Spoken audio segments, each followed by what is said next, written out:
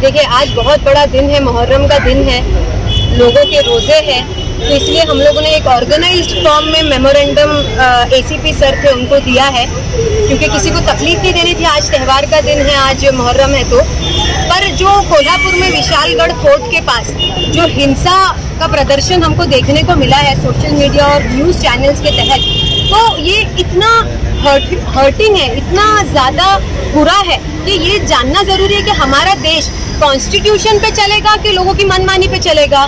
देश में तो बहुत सारी चीजें गलत हो रही है, तो क्या सब लोग निकल पड़े तोड़ फोड़ मचाने के लिए, गुंडागर्दी करने के लिए?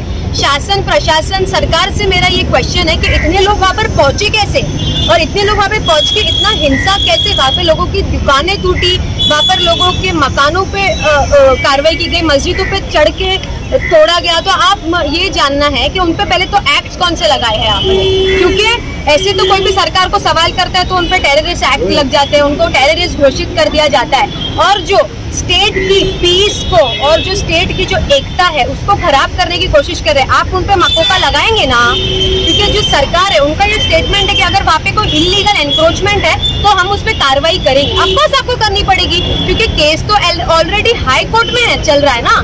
जब हाई कोर्ट में विशालगढ़ के वहाँ का जो इलीगल एनक्रोचमेंट है उसका केस जब ऑलरेडी हाई कोर्ट में चल रहा है, और जो विशालगढ़ फोर्ट है ना वो आर्कियोलॉजिकल डिपार्टमेंट में ऑलरेडी है, तो ये सारी चीजें जब ऑलरेडी उस पे है तो डिपार्टमेंट का सारा रोल होता है वहाँ पे।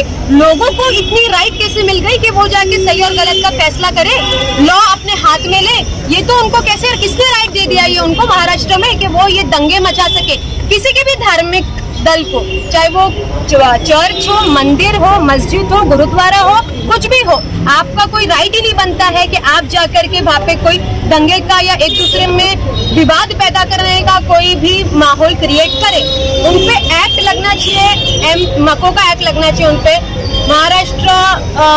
महाराष्ट्र का जो ऑर्गेनाइज्ड कंट्रोल एक्ट है वो लगना चाहिए उनके ऊपर, और दूसरा उनके ऊपर आईपीसी का 153A जो एक्ट है, जो भी रिलीजन में बीच में तोड़फोड़ करने के लिए, दो धर्म जात के लोगों को झगड़ा करने के लिए, और जो मकोका एक्ट है वो ये एक्ट है कि एक पूरा प्लान प्लॉट करके कहीं का माहौल खराब करे, तो ये दोनों एक्ट उन पे लगने चाहिए। एंटी टेररिस्ट एक्ट भी उन पे लगने चाहिए, तो मुझे, क्योंकि कम से कम 3 से 5 साल की उनकी सजा होती है, फाइन होता है, तो ये सारी चीजें उन पे लगनी चाहिए। लोकसभा चुनाव खत्म होने के बाद में महाराष्ट्र में जो ऐसी हरकतें शुरू की गई है, तो कहीं ना कहीं ये पॉलिटिकल स्टंट है, आप ऐसा कह सकते हैं? ऑफकोर्स पॉलिटिकल स्टंट है, क्योंकि लोकसभा में उनको महाराष्ट्र से अच्छा रिजल्ट नहीं मिला, तो आप महाराष्ट्र की जनता को पनिश करने की कोशिश कर रहे हैं इस तरीके से, दंगा कराने से, क्योंकि विधानसभा आपके सर पे है, तो आप वोट पोलराइजेशन कराने की फिराक में हैं।